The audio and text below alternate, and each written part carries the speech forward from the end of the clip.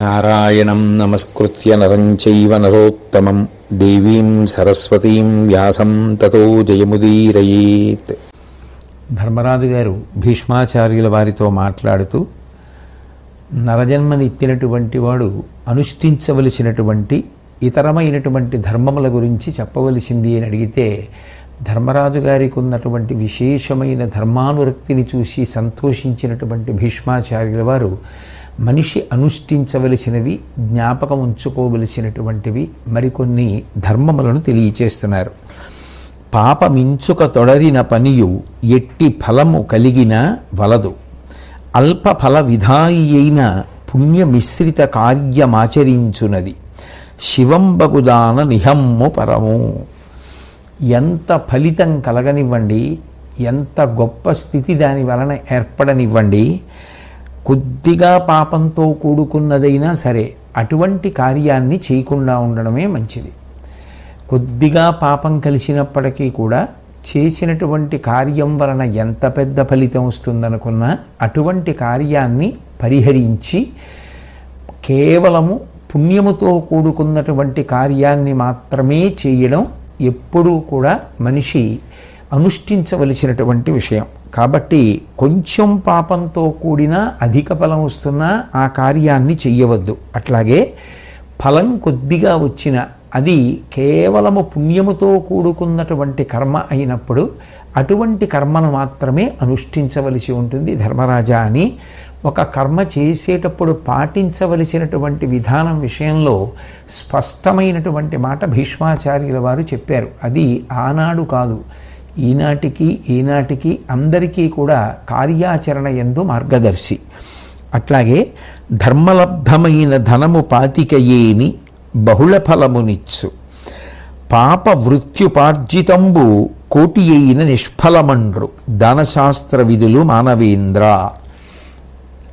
ధార్మికంగా సంపాదించినటువంటి ధనం కేవలం 25 రూపాయలైనా, అంటే 100 రూపాయలు సంపాదించవలసినది 25 రూపాయలే సంపాదించినా చాలు, అది మనిషిని కాపాడుతుంది. కానీ 1,00,00,000 రూపాయలైనా కూడా అధర్మంతో సంపాదించింది దుఃఖానికి కారణమవుతుంది తప్ప అది సంతోషాన్ని ఇవ్వదు, సుఖాన్ని ఇవ్వదు, శాంతిని ఇవ్వదు. ఏది మనిషికి శాంతినిస్తుంది, ఏది సుఖాన్ని ఇస్తుంది, ఏది సంతోషాన్ని ఇస్తుంది అంటే, మనకి ఇంత సంపాదించగలిగి ఉండేవాళ్ళం ధర్మాన్ని వదిలిపెడితే అనుకుంటే అందులో పావు వంతే వచ్చింది ధర్మాన్ని పట్టుకోవడం వల్ల అనుకున్న ఆ పావు వంతు ధర్మం వల్ల సంపాదించినది ఏదుందో, ధార్మికంగా సంపాదించినది ఏదుందో అది మాత్రం మనిషి అభ్యుదయానికి కారణమవుతుంది. కానీ 1,00,00,000 రూపాయలు అధర్మంగా సంపాదించిన అది మనిషి యొక్క అభ్యుదయానికి కారణం కాదు కదా, దుఃఖమునకు కారణమవుతుంది. కాబట్టి ఎంత సంపాదించావు అన్నదానికన్నా ఎట్లా సంపాదించావు అన్నదానికే ఎక్కువ ప్రాధాన్యత ఇవ్వవలసి ఉంటుంది అని ధర్మరాజు గారు ఆ భీష్ముని చేత ప్రవచింపబడ్డారు. కాబట్టి ఆ విషయాలు మనందరం కూడా తప్పకుండా జ్ఞాపకం ఉంచుకుని పిల్లలకి నేర్పవలసినటువంటి విషయాలు. అట్లాగే తపస్సు యొక్క గొప్పతనాన్ని ధర్మరాజు గారితో భీష్ముడు ప్రస్తావిస్తున్నాడు. కమలభవుండు తా తపము కల్మిన కాది సృజించె ఎల్ల లోకములను, ఆదిరాజులధికంబగు పెంపు వహించుటెల్ల ఉత్తమ తపమాచరించుటన, తద్దయు సౌఖ్యకరంబులైన భోజ్యములను గంధమాల్యములు శయ్యలు భవ్య తపప్రభూతముల్. ఓ ధర్మరాజా, చతుర్ముఖ బ్రహ్మగారు ఈ సృష్టిని అంతటినీ చెయ్యగలిగాడు అంటే కేవలం ఆయన తపస్సు చేసినటువంటి కారణం చేత అంత గొప్ప సృష్టి చెయ్యగలిగాడు. అట్లాగే పూర్వకాలంలో ఉన్నటువంటి రాజులు ఎంతో అభ్యున్నతిని పొందారు అంటే, ఎంతో గొప్ప ప్రభావాన్ని చూపించి శాశ్వతమైన కీర్తిని గణించగలిగారు అంటే, అన్ని ఉత్తమ కార్యములను చెయ్యగలిగారు అంటే, అంత కీర్తి సాధించగలిగారు అంటే కేవలము తపస్సు కారణం. అట్లాగే ఆ తపస్సు చేసినటువంటి వారెవరుంటారో అటువంటి వారందరికీ కూడా ఉత్తమములైనటువంటి ఆహార పదార్థములు, గంధము, పుష్పమాలలు, శయనములు ఇటువంటివన్నీ లభిస్తాయి. కాబట్టి ఆ తపస్సు చాలా గొప్పది సుమా. అని చెప్పి ఆ తపస్సుకి ఉండవలసినటువంటి లక్షణాన్ని చెప్తున్నారు భీష్మాచార్యుల వారు. అనగా సుఖదుఖములు వచ్చినప్పుడు మద విషాదములు లేక సంప్రాప్త సముప భోగరతుడు అప్రాప్య వాంఛా నిరాశకుండునగుట సారతపోరూప మండ్రుబుధులు. నిజానికి ఏది గొప్ప తపస్సుకు ఉండవలసినటువంటి లక్షణములు ఏమిటి అంటే, సుఖం వచ్చినప్పుడు పొంగిపోకుండా ఉండడం, దుఃఖం వచ్చినప్పుడు కుంగిపోకుండా ఉండగలగడం, రెండిటి యందు సమస్థితిని పాటించగలగడం, తన స్థాయి నుంచి తాను పతనం కాకుండా ఊంచుకొని నిలబడగలగడం. అంటే ఉబ్బిపోయేటటువంటి లక్షణము, కుంగిపోయేటటువంటి లక్షణము రెండూ ఉండకూడదు.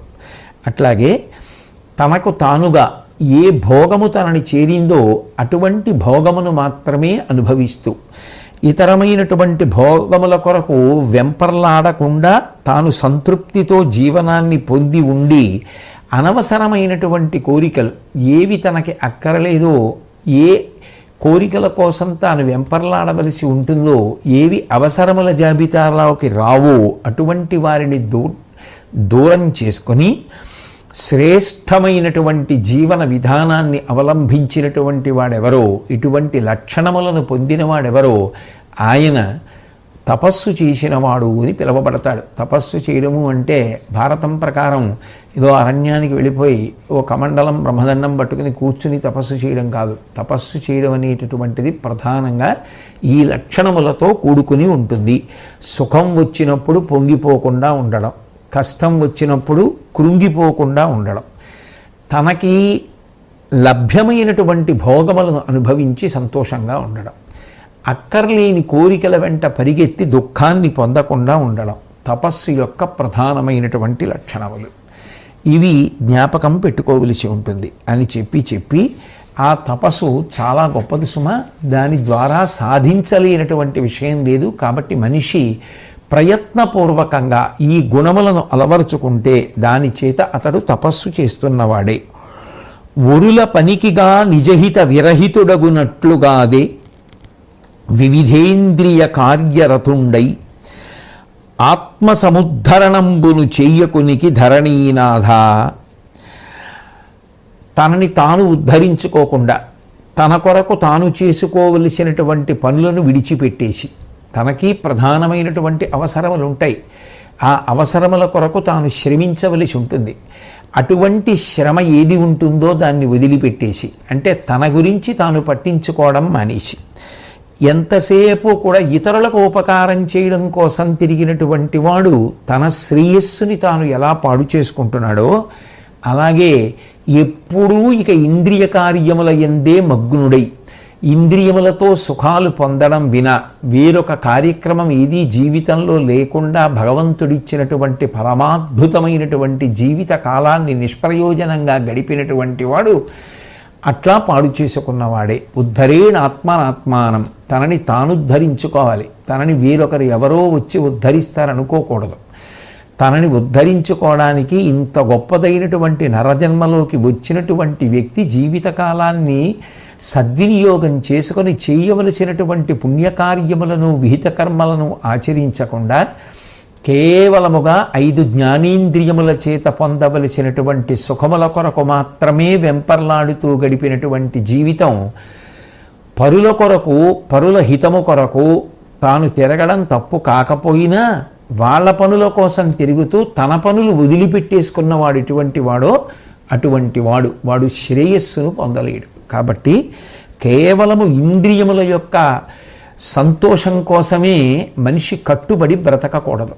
దానికన్నా ఆత్మోద్ధరణ కొరకు, తన కొరకు తాను, తన జీవుడు ఇవాళ ఈ శరీరంలో ఉన్నాడు కానీ శాశ్వతంగా అట్లా ఉండడు.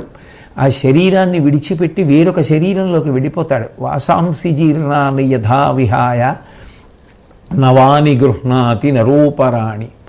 ఆ వెళ్ళిపోయినప్పుడు అక్కడ కూడా భార్యాబిడ్డలు ఉంటారు. వాళ్ళని సుఖపెట్టాలి, వాళ్ళని సంతోషపెట్టాలి, తాను సుఖపడాలి. అప్పుడు ఏ పుణ్యాన్ని అడ్డుపెట్టి పరమేశ్వరుడు అతనికి కావలసినటువంటివి అందిస్తాడు. అదే కదా శంకర భగవత్పాదులు చేసినటువంటి కనకధారా స్తోత్రానికి నేపథ్యం. ఏ పుణ్యకార్యము ఆచరించినటువంటి ఆ పేద బ్రాహ్మడికి తాను ఏమీ ఇవ్వలేనని మహాలక్ష్మి అంతటిది చెప్తే శంకర భగవత్పాదులు తన చేతిలో వేసినటువంటి ఉసిరికని అడ్డుపెట్టి ఆమెని అనుగ్రహించమని కనకధారాస్తవం చేస్తే కదూ లక్ష్మీదేవి అనుగ్రహించింది.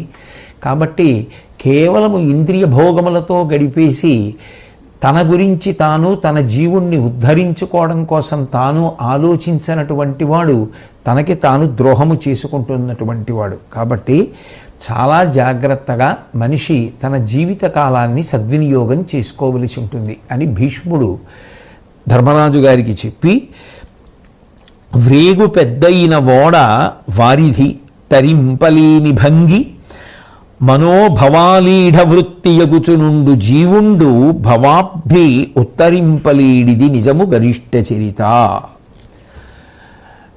ఒక గొప్ప ఉపమానంతో మొదలు పెడుతున్నారు. వ్రేగు పెద్దయిన ఓడ వారిధి తరింపలేని భంగి. ఒక ఓడలో వేయవలసినంత సరుకు కన్నా చాలా ఎక్కువ సరుకు వేసేశారనుకోండి, బరువెక్కువైపోయినటువంటి ఓడ ఇక నీటిలో ప్రయాణం చెయ్యలేదు. అది ఎప్పటికప్పుడే నీటిలోకి దిగబడిపోతూ ఉంటుంది. కాబట్టి దాన్ని నడపడం చాలా కష్టం, ప్రమాదకరం. అది ఎప్పుడు ఏ కెరటాలకో ఏ ఆటుపోట్లకో నీరు లోపలికి వస్తే ఆ ఓడ మునిగిపోతుంది. సరుకు బరువు ఎక్కువైపోయినటువంటి ఓడ సముద్రాన్ని దాటి చేరవలసిన తీరాన్ని ఎలా చేరలేదో అలా ఓ మహారాజా, కామావేశము అధికమైపోయినటువంటి జీవుడు సంసార తరణము చేయలేడు. సంసారము కూడా సముద్రమే కదా. కాబట్టి సంసారమును దాటలేకపోవడానికి కారణం ఏమిటి అంటే జీవుని యందు కామావేశం ఎక్కువ. కామావేశము అంటే నేను మీతో తరచుగా మనవి చేస్తున్నాను, కేవలము స్త్రీ పురుష సంబంధము అని అనుకోకూడదు. అక్కర్లేని విషయాల కోసం వెంపర్లాట ఎక్కువగా పెట్టుకోవడం. అవసరములు ఉంటాయి, అవసరములు కోరికలని ఎప్పుడూ ఎక్కడా ఎవ్వరూ చెప్పడానికి అవకాశం ఉండదు. కోరికలు అన్న మాటకు అర్థం ఏమిటంటే ఏ వయస్సులో నువ్వు వాటి గురించి ఆలోచించవలసిన అవసరం ఉండదో అటువంటి వాటి గురించి ఆలోచించి అవి నీకు లభించాలనేటటువంటి తాపత్రయాన్ని లోపల పొంది ఆ ఉద్వేగము ఆ వేడి తగ్గడం కోసమని శతధా ప్రయత్నం చేస్తూ కాలాన్ని నిరుపయోగం చేసుకొని వాటి చేత తృప్తి పొందాలి అని అనుకుని మృగతృష్ణని చూసి పరిగెత్తినటువంటి జీవి ఎలా ఉంటుందో అలా పరుగులెత్తేటటువంటి వాడు కామావేశమును పొందినటువంటి వాడు కనుక వాడు సంసార సముద్రమును తరించలేడు. బరువు ఎక్కువైపోయిన ఓడ ఎట్లా సముద్రాన్ని దాటదో ఇటువంటి లక్షణాన్ని పొందిన వ్యక్తి కూడా ఈ సముద్రమును సంసార సముద్రమును తరించలేడు. కాబట్టి అటువంటి వాటి విషయంలో జాగ్రత్తగా ఉండాలి సుమా ధర్మరాజా అని భీష్ముల వారు చెప్పి భీష్ముల వారిని ధర్మరాజు గారు మళ్ళీ ఒక ప్రశ్న వేశారు. దమము, సత్యము, ఓర్పు ఇవి ప్రతి చోట కూడా పెద్దల చేత సద్గుణములుగా కీర్తింపబడుతున్నాయి. ఎన్నో గుణములు చెప్పబడుతూ ఉంటాయి, కానీ ప్రధానంగా ఏ పెద్దల నోటి వెంట వచ్చినా ఈ మూడిటిని కీర్తిస్తూ ఉంటారు. సత్యము గొప్పది, దమము గొప్పది, అట్లాగే ఓర్పు గొప్పది అంటూ ఉంటారు. ఈ మూడు ఇంత గొప్పవి అని చెప్పబడడానికి మిగిలిన వాటికన్నా వీటికి ఇంత ప్రాధాన్యత ఏర్పడడానికి ప్రధానమైన కారణం ఏముందో తాతగారు దయచేసి తెలియచేయవలసినది అని చెప్పి ధర్మరాజు గారు అడిగితే భీష్మాచార్యుల వారు ఒకప్పుడు సృష్టికర్త అయినటువంటి చతుర్ముఖ బ్రహ్మగారు హంసరూపాన్ని ధరించి సాధ్యులతో చెప్పినది దీని గురించినటువంటి విషయమే. దానిని హంసగీత అని పిలుస్తారు. అది నువ్వు అడిగిన ప్రశ్నకి జవాబు కనుక నేను నీకు ఆ హంసగీతను వివరిస్తాను అని చెప్పి ప్రారంభం చేశారు. ఒకప్పుడు ఈ సృష్టికర్త అయినటువంటి చతుర్ముఖ బ్రహ్మగారు ఒక బంగారు హంస రూపాన్ని పొందారు. ఆ బంగారు హంస రూపాన్ని పొంది ఆయన సంతోషంగా ఒక సరోవరంలో విహరిస్తున్నటువంటి సమయంలో సాధ్యులు ఆయనని చూసి, మహానుభావ, నువ్వు చాలా గొప్పవాడివి, అనేకమైనటువంటి విద్యలయందు నిపుణుడవు, కాబట్టి నిన్ను మేము ఒక ప్రశ్న వేస్తాం, నువ్వు మాకు దయచేసి జవాబు చెప్పవలసినది అని చెప్పి ఆయనని ఆశ్రయించినటువంటి వారై, ఈ లోకంలో ఉత్తమమైనదేది, నీ మనస్సు దేనిలో లీనమవుతుంది, పురుషుడు ఏది పొందినటువంటి కారణం చేత కర్మబంధముల నుండి విడుదల పొందతాడు, అటువంటి దాని గురించి మాకు తెలియచేయవలసినది అని ప్రార్థన చేస్తే హంసరూపంలో ఉన్నటువంటి బ్రహ్మగారు సాధ్యులకు వివరించినటువంటి వాక్కులు ఏవి ఉన్నాయో వాటిని హంసగీత అని పిలుస్తారు. ఆ హంసగీతని ప్రారంభం చేస్తూ బ్రహ్మగారు అంటారు, క్షమయును దమమును సత్యము అనేయ మహిమాస్పదంబులన విందుము ధర్మములందెల్లను అభివర్ణ్యములవి హృద్గ్రంథి భేదన ప్రౌఢంబుల్. ఓ సాధ్యులారా, ఈ లోకంలో క్షమ అంటే ఓర్పు, దమము అంటే ఇంద్రియ నిగ్రహము, సత్యము అంటే సత్యమును పలుకుట, ఈ మూడు ధర్మమునందు సారవంతమైనటువంటి విషయములు. ఇవి మూడు అనుష్ఠించినటువంటి వాడు ఎవరుంటాడో వాడు మిగిలిన గుణములన్నిటినీ కూడా తన యొక్క ప్రమేయం లేకుండా అనుష్ఠించిన వాడే అవుతాడు. అందుకే అవి అత్యంత ప్రధానములు సుమా. అయితే సత్యము అన్నప్పుడు ఏది సత్యము అన్న ప్రశ్న వస్తే పరమర్మ భేదులును నయ విరహితములు ధర్మకార్య విముఖంబులు నిష్ఠురములగున మాటలు సత్పురుషుండాడవి సత్యములు గాకునికిన్. ఏవి సత్పురుషులు మాట్లాడరో అవి అసత్యములు, సత్పురుషులు ఏవి మాట్లాడతారో అవి సత్యములు. సత్పురుషులు ఎటువంటి మాటలు మాట్లాడరు అన్నది అర్థం చేసుకుంటే ఓ సాధ్యులారా, మనం ఎటువంటివి మాట్లాడాలి మనకు అర్థమవుతుంది. సత్పురుషులు ఎటువంటివి మాట్లాడరు, పరమర్మ భేదులును ఇతరుల యొక్క ప్రాణస్థానములు ఖేదము పొందేటటువంటి మాటలు, అంటే అంత బాధ పెట్టేటటువంటి మాటలు. ప్రాణం అందకపోతే, ప్రాణచలనము సరిగా ఉండకపోతే వ్యక్తి ప్రాణం కోసం ఎంత కొట్టుకుంటాడు. ఏది లేకపోయినా ఆగగలడేమో కానీ ప్రాణం నిలబడకపోతే తట్టుకోగలడా? అటువంటి ప్రాణస్థానము కదిలితే ఎంత బాధ కలుగుతుందో అంత బాధ పెట్టేటటువంటి మాటలు, నయ విరహితములు న్యాయసమ్మతములు కాని మాటలు, ధర్మ కార్య విముఖంబులు ధర్మకార్యమునకు వ్యతిరేకమైనటువంటివి. అంటే ఆ చెప్పేటటువంటి మాటలు కానీ చేసేటటువంటి పనులు కానీ చెయ్యాలని చెప్తున్నవి కానీ ధర్మబద్ధమైనవి కావు. అటువంటివి నిష్ఠురములనకు మాటలు అవతల వారికి చాలా కఠినంగా అనిపించి మనసు బాధపడేటటువంటి మాటలు ఏ ఉంటాయో అవి సత్పురుషుండాడవి సత్యములు గాకునికిన్. అటువంటివి మాట్లాడరు కాబట్టి అవి సత్యములు అని అనిపించుకోవు. ఇటువంటివి కానివి ఏ ఉన్నాయో అటువంటి మాటలు సత్యములు అని అనిపించుకుంటాయి. కాబట్టి జనములు తను అవమానించినను నిందించినను మారుసేయక సైరించిన శాంతాత్ముడు వారలమును చేసిన ఎట్టి సుకృతముల నాచికొను. ఓర్పు గురించి ఒక అద్భుతమైన విషయాన్ని భీష్మాచార్యుల వారు ప్రస్తావన చేస్తున్నారు. ఒక వ్యక్తి ఏ తప్పు చేయలేదు, కానీ ఏ విధమైనటువంటి విచారణ లేకుండా, తగిన పరిశీలన లేకుండా, ఆయన యొక్క హృదయాన్ని అర్థం చేసుకోకుండా జనములు తనను అవమానించిన, జనులు ఆయనని అవమానించిన, నిందించిన, దూషించిన మారుసేయక, తాను కూడా అటువంటి మాటలు ఆడకుండా, తాను కూడా అటువంటి ప్రయత్నములు చేయకుండా సైరించిన శాంతాత్ముడు, ఓర్పుతో భరించినటువంటి శాంతి కలిగినటువంటి వాడు ఉంటాడే, వారలమును చేసిన ఎట్టి సుకృతములు నాచికొనన్. ఎవరైతే నిష్కారణంగా నింద చేశారో, ఎవరైతే నిష్కారణంగా ఆయనని మాటలు అన్నారో వాళ్ళు చేసినటువంటి పుణ్యములన్నీ కూడా వాళ్ళ ఖాతాలోంచి తీసేసి ఓర్పుతో భరించిన వారి ఖాతాలో వేసేస్తారు. అంటే భరించడం అనేటటువంటిది, ఓర్పు పట్టడం అనేటటువంటిది చేతకానితనం కాదు, అది ఒక గొప్ప సుగుణం. అది రమ్మంటే వచ్చేటటువంటి గుణం కాదు. అటువంటి గొప్ప ఓర్మి ఎవరికి ఉంటుందో వారిని తెలిసి కానీ తెలియక కానీ దూషణ చేస్తే అలా చేసిన పాపానికి అవతల వారికి చేసిన పుణ్యములన్నీ కూడా ఓర్పు పట్టినటువంటి వ్యక్తికి చేరిపోతాయి. కాబట్టి ఓర్పు అంత గొప్పది సుమా. వేదసారంబు సత్యంబు వినుడు సత్య సారమూర్తి దమము, దమసారమనఘలార మోక్షము ఈ పరిపాటి గారవముననాదరించు జనంబుల కందుముక్తి. సిద్ధాంతం చేసి చెప్పేస్తున్నారు భీష్మాచార్యుల వారు. ఈ లోకంలో అన్నిటికన్నా గొప్పదేదో తెలుసా? సత్యమును పలుకుటయే. వాక్కు ఉన్నందుకు పాటించవలసిన మొదటి నియమం ఇది అంటే సత్యమును పలుకుట. ఎందుకని? వేద సారమంతా సత్యమే. సత్యం బ్రూయాత్, సత్యమును పలకండి. సత్యం వద, ధర్మం చర, అంతే. వేదసారము 2 ముక్కలలో చెప్పేశారు పెద్దలు. సత్యం వద, మాట్లాడినప్పుడు సత్యమును పలుకు. సత్యమును పలకడం కన్నా వాక్కుకి గొప్ప నియమము లేదు.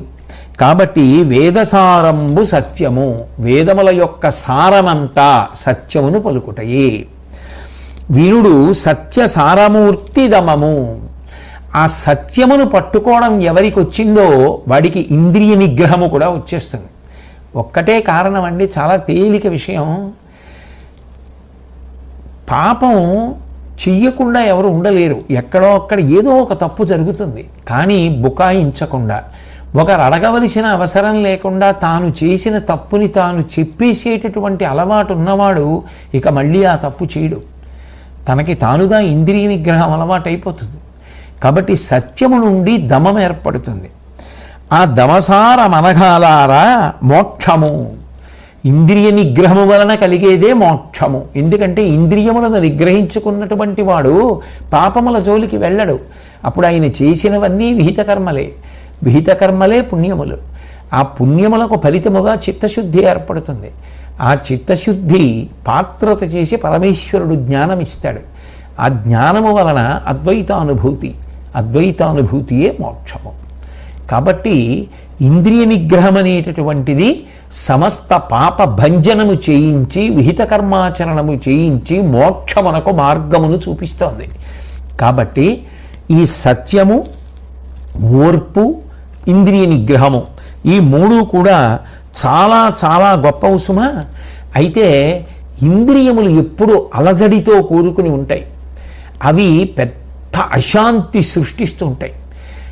కన్ను ఉందనుకోండి, మనసుతో కలిసి, అందుకే శమము దమము ఒకదానితో ఒకటి చేరి ఉంటాయి. ఏదో అది చూడు, ఇది చూడు, అది చూడు, ఇది చూడు వేధించేస్తూ ఉంటుంది అశాంతి. అది చూడచ్చా చూడకూడదా దానికి అనవసరం, చూడు అంతే. అది చూసిన తరువాత అది ఉపశమిస్తుంది, దానికి సంతోషం. చెవి, అది వినచ్చా వినకూడదా, అది వినడం ప్రయోజనమా కాదా దానికి అనవసరం, విను సంతోషం పొందు. కాబట్టి మనసు చెవితో కలిసి ఏదో వినకూడనివన్నీ వింటూ ఉంటుంది. దానితోటి పాపాన్ని మూటగట్టుకుంటూ ఉంటాడు. ఈ ఇంద్రియముల యొక్క అలజడి మనసుతో కలిసి విషయ సుఖముల వలన శాంతి పొందుతూ ఉంటుంది. కానీ ఆ శాంతి పరమతాత్కాలికమైనటువంటి శాంతి. మళ్ళీ వాసనలను దృష్టిలో పెట్టుకొని మనసు ఇంద్రియంతో కలిసి మళ్ళీ విజృంభిస్తూ ఉంటుంది. మళ్ళీ ఏదో అది పట్రా తిందాం, మళ్ళీ అదేదో విందాం, మళ్ళీ అదేదో చూద్దాం, మళ్ళీ అదేదో ముట్టుకుందాం, అదే పనిగా మళ్ళీ మార్చి మార్చి అడుగుతూ ఉంటుంది. ఇది ఇంద్రియముల యొక్క అశాంతి. ఈ అశాంతికి శాంతిని కల్పించడానికి ఎంచుకున్నటువంటి మార్గం వాటిని తృప్తిపరచడమే తప్ప ధర్మముతో సంబంధము లేదంటే మాత్రం జీవుడు పతనం అయిపోతాడు. అట్లా కాకుండా ధర్మకార్యాచరణము చేత ఇంద్రియములు శాంతించడం అనేటటువంటిది అలవాటైతే, అంటే కన్ను చూడకుండా ఉండలేదు కానీ ఏది చూడాలో అది చూసి శాంతి పొందడం అలవాటైందనుకోండి. మనసు కన్ను కలిపి అలా అడుగుతున్నాయి. మనసు ఏదో దేవాలయ ధ్వజస్తంభం చూడాలి, పెద్దల్ని చూడాలి, తల్లిదండ్రుల పాదాలు చూడాలి, గురువుగారి పాదాలు చూడాలి, మంచి పుస్తకం చదవాలి, పెద్దల యొక్క చిత్రముల వంక చూడాలి, మంచి మంచి విషయాలు చూడాలి. అది అలా అలవాటైందనుకోండి, అవి అడుగుతోందనుకోండి, దాంతో వచ్చిన సమస్య ఉంది. ఇప్పుడు అది ధర్మము చేత కట్టుబడింది. ధర్మము చేత కట్టుబడి విచ్చలవిడితనాన్ని వదిలేస్తే అణిగిందని గుర్తు. ఈ అణగడం చేత శాంతి పొందుతుంది. అట్లా ఎప్పుడైతే శాంతి పొందిందో అది జీవుడి యొక్క ఉద్ధరణకు కారణమవుతుంది. అట్లా కాకపోతే అది జీవుడి పతనమునకు కారణమవుతుంది.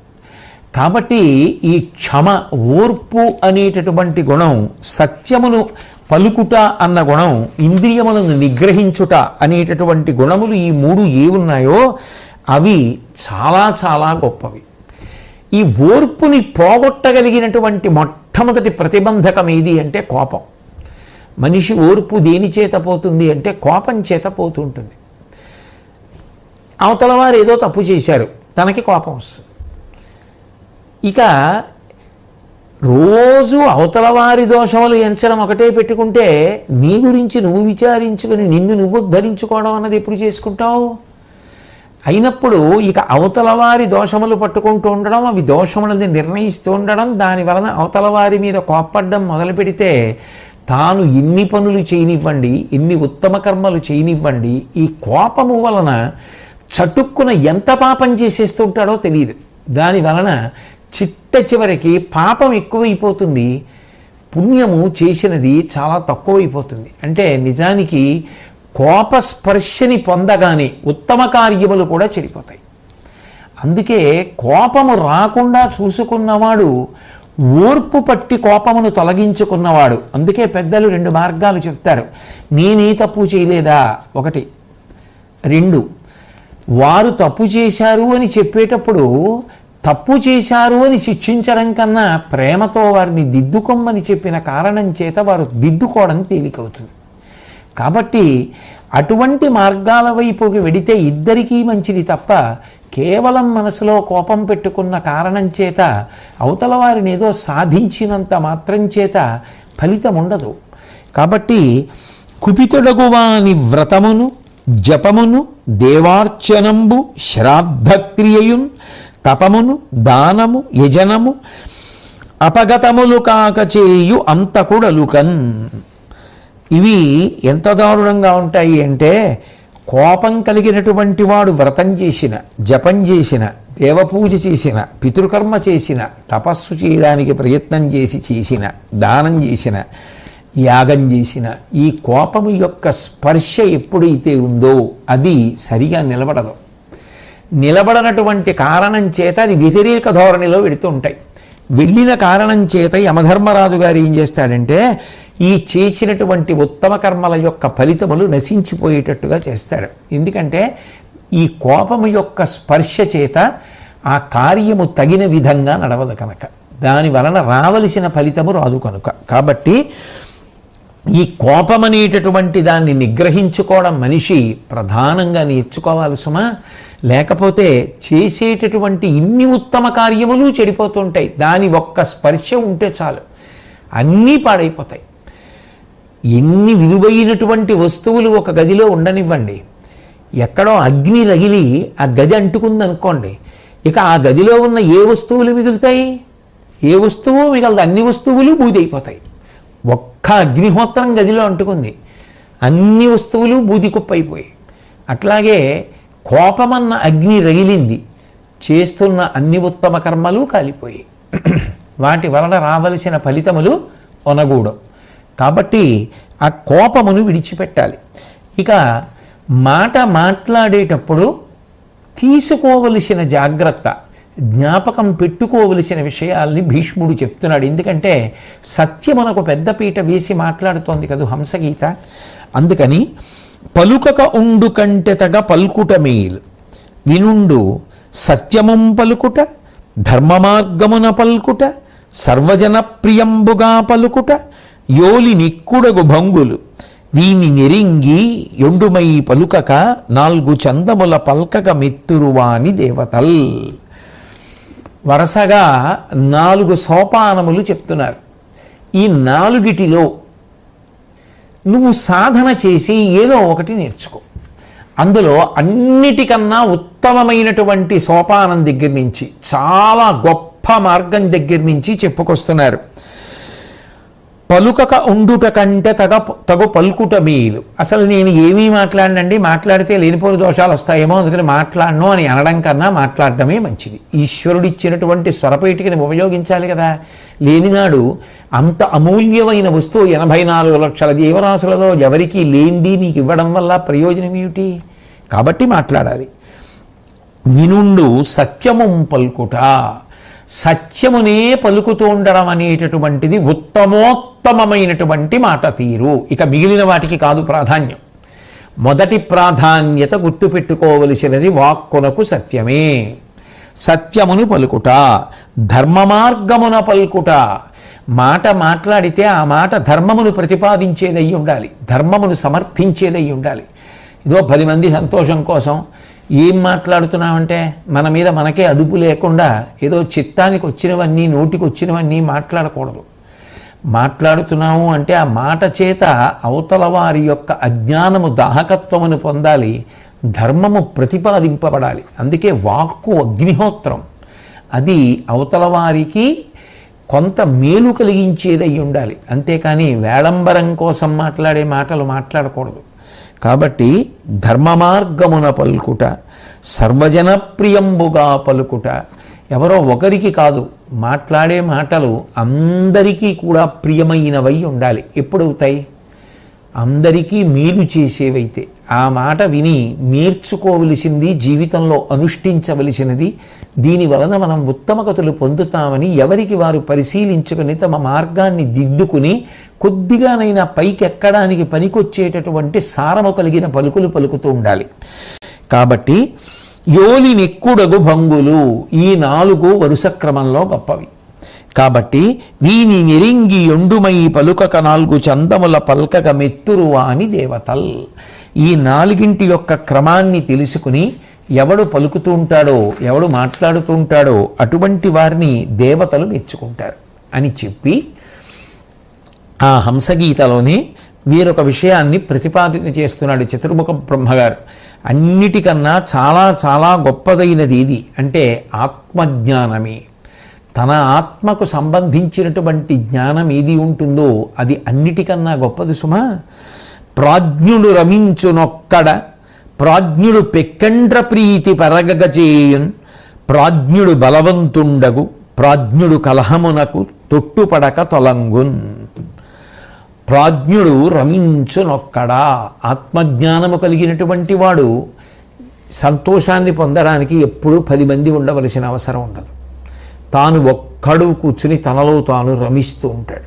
ఎందుకనంటే పూర్వం యోగ మార్గం గురించి భీష్మాచార్యుల వారు మాట్లాడినట్టే ఆ ఇంద్రియములన్నింటినీ మనసులోకి, మనసుని తీసుకెళ్ళి బుద్ధిలోకి, బుద్ధిని తీసుకెళ్ళి ఆత్మలోకి ప్రవేశపెట్టి ఆ ఆత్మ తానుగా 3గా మొదలైనటువంటి ధ్యాన ప్రక్రియ ఒక్కటిగా మారిపోయి తనలో తానై తాను రమిస్తూ నిలబడిపోతాడు. అది ఆత్మజ్ఞాన సంపత్తి కలిగినటువంటి వాడు చెయ్యగలిగినటువంటి ప్రక్రియ. అందుకని ఆయన సంతోషానికి, ఆయన ఆనందానికి వేరు విషయములు కారణములు కానవసరము లేదు. ఇక ప్రాజ్ఞుండు పెక్కండ్ర ప్రీతి పరగగచేయున్.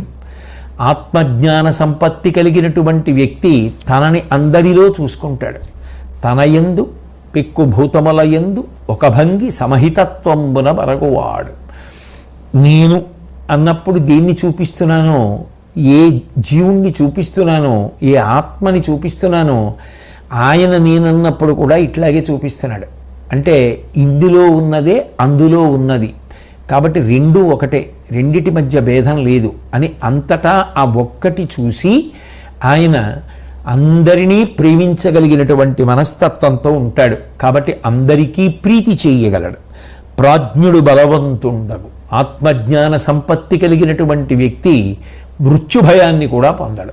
ఎందుకని అంటే ఏది శాశ్వతమో, ఏది కదలదో, ఏది చెదరదో, ఏది నిత్యమో, ఏది సత్యమో అటువంటిది తాను అని రూఢమైన అనుభవజ్ఞానమును పొందినవాడు. కాబట్టి నశ్వరమైనటువంటి వస్తువుల గురించి భ్రాంతి చెందడు కనుక ఆయన ధైర్యము చెక్కు చెదరదు, ఆయన భయపడవలసిన అవసరము లేదు.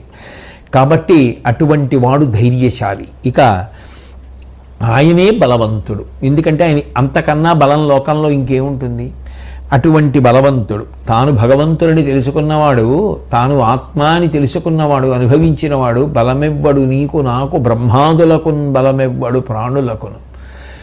అటువంటి బలమైనటువంటి ఆ ఆత్మయే తాను అని తెలుసుకున్నవాడు బలవంతుడు కాకపోతే ఇతరులు బలవంతులు ఎలా అవుతారు? ప్రాజ్ఞుడు కలహమున దొట్టుపడక తొలంగున్. ఇంకొకరితో కలహించడం అనేటటువంటిది వ్యర్థమైనటువంటి విషయం. ఆసురీ గుణములైనటువంటి క్రోధము మొదలైనటువంటివి విజృంభించడానికి అవకాశము కల్పించడమే. ఒకరితో కలహించుట అంటే తాను రాక్షసుడవడానికి కావలసిన నేపథ్యమును సృష్టించుకొనుట. ఆ కోపం ఏర్పడిపోతే అవతల వారితో కలహిస్తే తాను రాక్షసుడిగా మారిపోతాడు.